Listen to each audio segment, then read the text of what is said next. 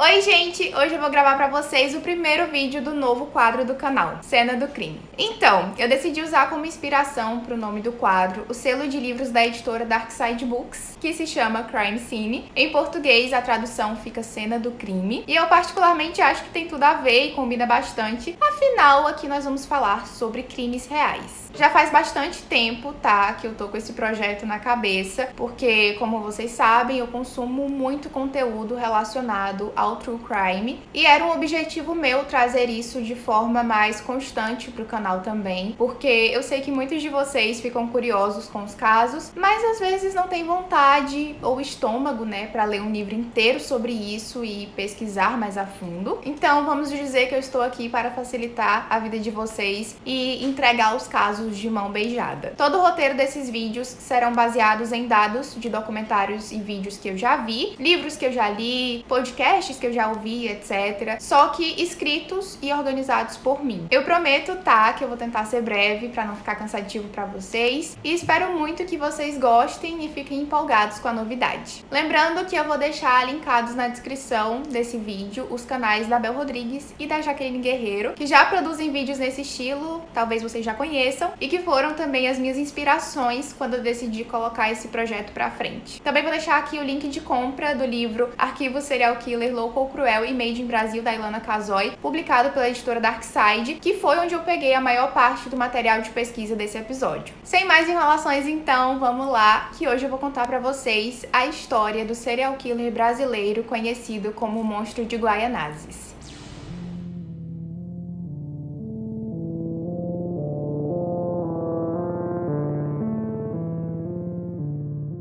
Benedito Moreira de Carvalho nasceu no dia 10 de agosto de 1908 em Tambaú, que é um município do estado de São Paulo com cerca de 23 mil habitantes. Ele era o 12º filho da família e não chegou a conhecer a mãe, que faleceu durante o parto. O Benedito cresceu com os irmãos e o pai, com quem ele tinha uma relação péssima. O pai dele era uma pessoa muito violenta e frequentemente o agredia, principalmente com golpes na cabeça, causando tontura, náuseas e até desmaios. Ele saiu de casa muito jovem, aos 16 anos de idade, e foi morar em Araçatuba, que fica a cerca de 400 quilômetros da cidade onde ele morava antes. E nesse meio tempo ele contraiu uma série de doenças venéreas, que são doenças sexualmente transmissíveis, como por exemplo gonorreia, cancro venéreo e adenite inguinal. Ele era muito introvertido, vivia isolado e não frequentava lugares públicos. Também não bebia, não fumava, era hostil, antissocial e não tinha amigos. Em 1928, quando tinha 20 anos de idade, ele entrou na força pública como bombeiro. 2 anos depois, em 1930, ele conheceu uma moça chamada Marina Ferreira, com quem posteriormente ele se casou e até teve um filho. Além das doenças venéreas, o Benedito acabou pegando cachumba e desenvolveu uma doença chamada orquite, que é uma inflamação dos testículos. Então, por causa disso, ele nem sempre secretava esperma. Ele também alegou que, após ter ficado doente e pegado cachumba, ele nunca mais conseguiu controlar o seu desejo sexual. Então, ele chegou até a fazer chás com ervas, mas nada era suficiente para satisfazê-lo.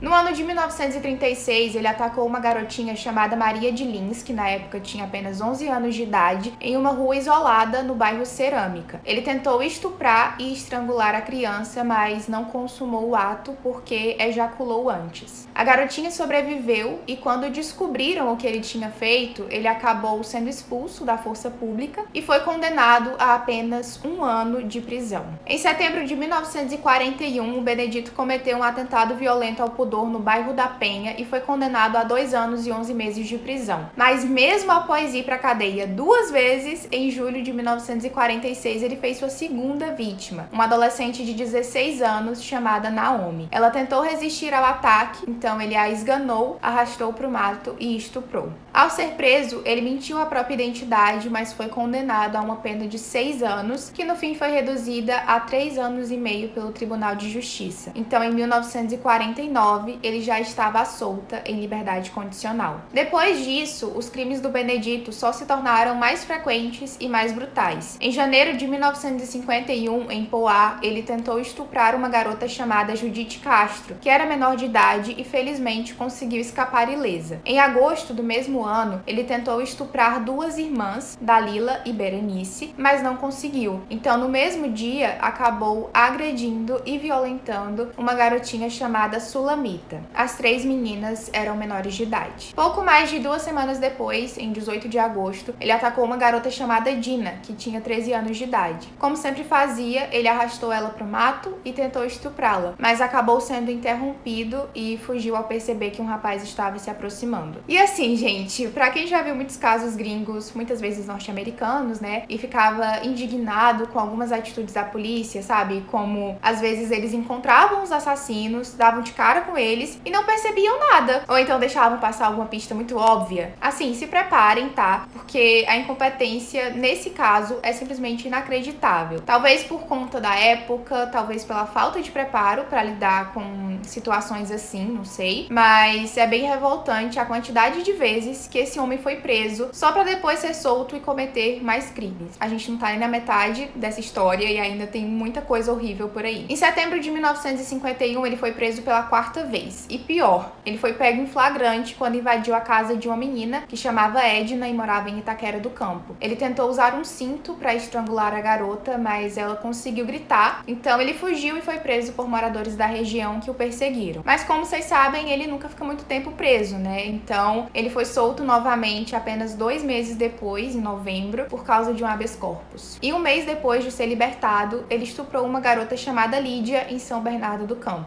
Como talvez vocês tenham notado, até o momento o Benedito era um estuprador, um agressor sexual que já havia cometido vários crimes e sido preso 4 vezes. Mas foi apenas no ano de 1952 que ele iniciou uma série de homicídios que mais tarde o tornaria conhecido como o Monstro de Guaianazes.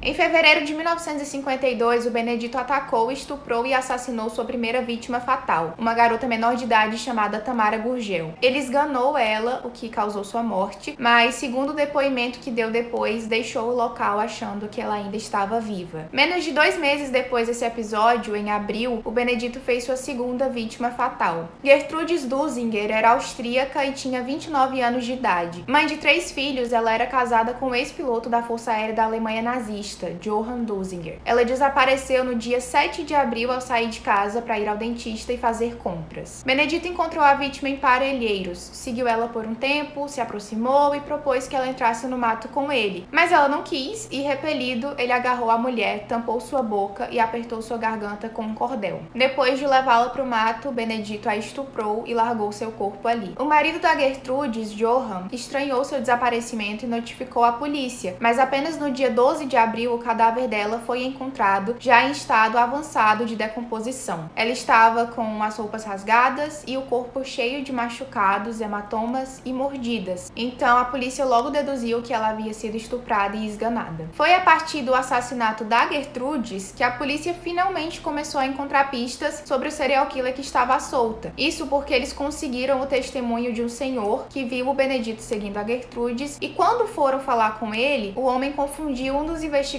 da polícia que estava envolvido no caso com o assassino. Dessa forma, eles descobriram a possível fisionomia do suspeito, que, assim como o investigador Adalberto João Kurt, devia ser alto, magro e loiro. Em maio, com horas de diferença entre os crimes, o Benedito atacou no mesmo dia 2 meninas japonesas nas proximidades da fazenda da Juta, que fica entre Santo André e a Vila Oratório. Namiko Suetsuko tinha 12 anos de idade e foi arrastada para a mata e estuprada. Ela não resistiu aos ferimentos. A segunda vítima tinha 10 anos e também foi estuprada, mas sobreviveu ao ataque porque o Benedito largou ela na mata achando que estava morta, quando na verdade a garota tinha apenas desmaiado. Então, ao recobrar a consciência um tempo depois, ela correu até a estrada para pedir ajuda. O modus operandi do Benedito era bem nítido. Ele procurava vítimas do sexo feminino, normalmente menores de idade, que estivessem passando por locais isolados ou com pouco fluxo de pessoas durante o dia. Então Então ele se aproximava e convidava elas para entrar na mata com ele. Como ele não conseguia convencê-las e era rechaçado, ele agarrava as vítimas e as arrastava consigo, então rasgava suas roupas e depois as estuprava e estrangulava até a morte.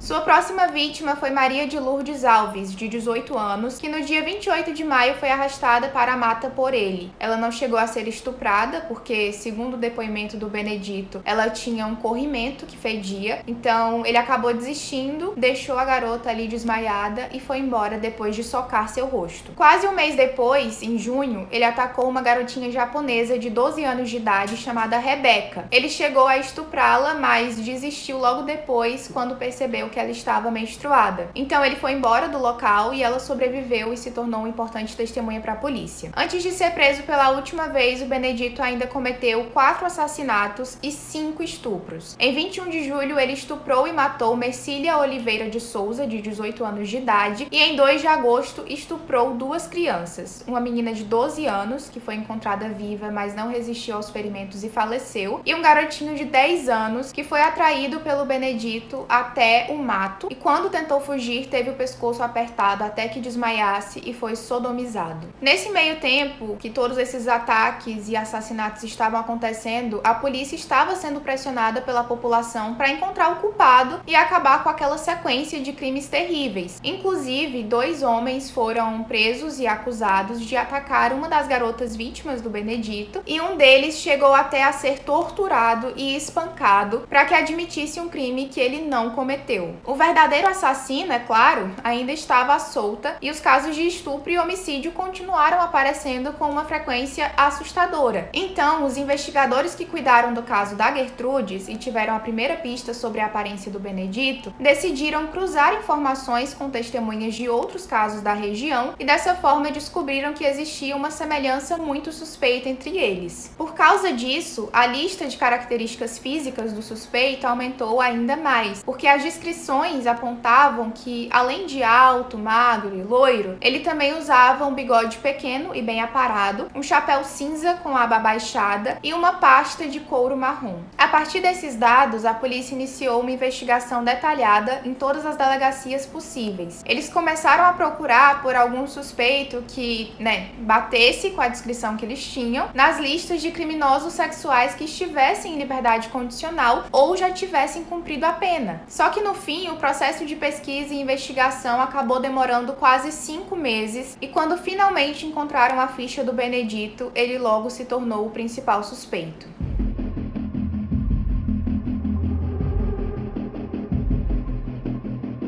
Enquanto estava sendo investigado, o Benedito ainda cometeu mais 2 assassinatos. Em 18 de agosto, ele estuprou e matou uma garotinha de 10 anos e em 21 de agosto ele fez sua última vítima, uma menina chamada Miriam, que tinha 15 anos de idade e foi estuprada e assassinada. A polícia, a essa altura, já tinha certeza da identidade do serial killer, porém eles tiveram certa dificuldade para localizar seu paradeiro, porque desde que foi demitido do serviço de bombeiro, o Benedito trabalhava em diversas serrarias e em todos os empregos ele fornecia um endereço de residência falso. Então os investigadores precisaram tentar todos eles até achar o verdadeiro. Rua Ponciano, número 32, em Guaiaúna, São Paulo. No dia 29 de agosto de 1952, a equipe de investigação da Polícia de São Paulo estacionou um caminhão em frente à casa do Benedito e ficaram disfarçados de operários fingindo consertar o automóvel madrugada adentro até que ele aparecesse. Ele só saiu de casa por volta de 4h30 da manhã e logo foi capturado pela polícia. Quando recebeu voz de prisão, o Benedito não tentou reagir e, ao ser detido e interrogado, confessou inicialmente 10 dos seus crimes, sem constrangimento algum ou remorso.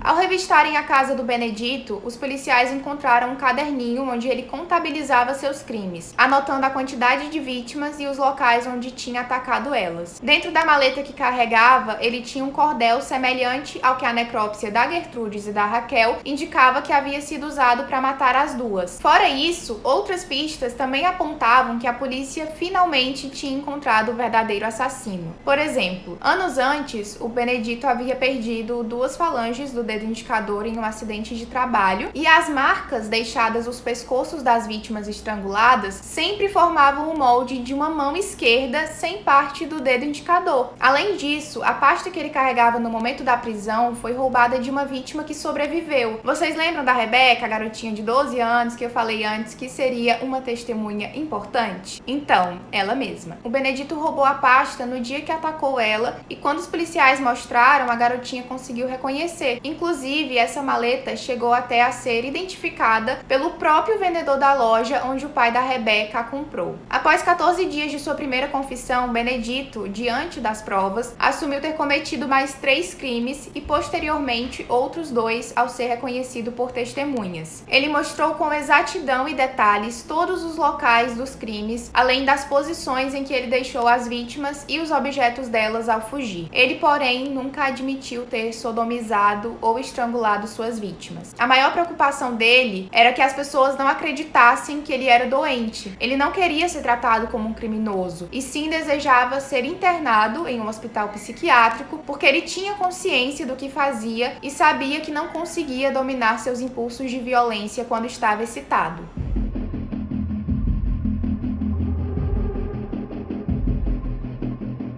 Seus crimes foram muitos e extremamente brutais. Suas vítimas sempre desmaiavam durante o ataque e a maioria delas não recobrava a consciência de novo. De acordo com os exames de corpo de delito, a atitude dele era tão violenta que causava rompimento do ânus e da vagina, lesões no pescoço e no rosto, constrição da garganta, escoriações na face interna das coxas e na face anterior das pernas, esganadura, estrangulamento ou sufocação, contusões nos seios e vários outros ferimentos nos corpos. Benedito fez 29 vítimas de 1936 a 1952. Entre elas, 22 eram menores de idade. Ele teve sua prisão preventiva decretada em 12 de setembro de 1952 e em 24 de outubro do mesmo ano foi levado ao Manicômio Judiciário de São Paulo, que hoje é conhecido como Hospital de Custódia e Tratamento Psiquiátrico Professor André Teixeira Lima. Segundo os laudos realizados até o dia de sua morte, ele sofria de psicose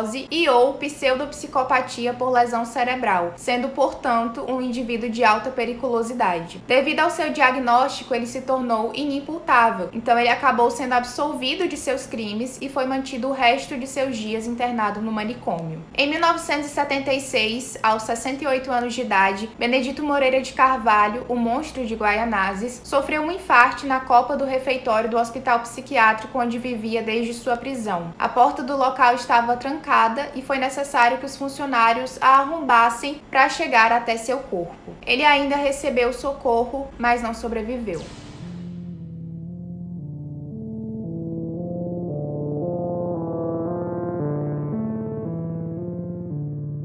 Então é isso, gente. Esse foi o caso de hoje, o vídeo de hoje. Eu espero muito que vocês tenham gostado. Caso vocês tenham gostado, não se esqueçam, tá, de dar um like, se inscrever aqui no canal e ativar o sininho de notificações pra ficar sabendo sempre que eu postar vídeo novo. Também comentem aqui embaixo o que vocês acharam desse caso, se vocês já conheciam antes ou se nunca tinham ouvido falar. E também deixem aqui embaixo sugestões de vídeos pra eu lançar nesse quadro, caso vocês queiram algo específico, porque eu não sei ainda muito bem quais serão os próximos. Não fiz ainda outros roteiros e pode ser que eu escolha alguma das sugestões de vocês. Meu plano inicial é postar um vídeo desse quadro a cada 15 dias, então ficaria ali mais ou menos 2 vídeos por mês. E a minha ideia é que todos eles sejam postados aos sábados, porque eu não quero que atrapalhe o cronograma normal de vídeos do canal, que eu já lanço aqui sempre pra vocês. Mas é claro que tudo vai depender do resultado desse vídeo. Eu não sei se vai dar muito certo ou se vai dar muito errado, e pode ser que as coisas mudem daqui pra frente, mas de qualquer forma eu tô muito feliz, muito empolgada, e eu espero de verdade que vocês também abracem esse projeto, porque eu estou gestando ele há muito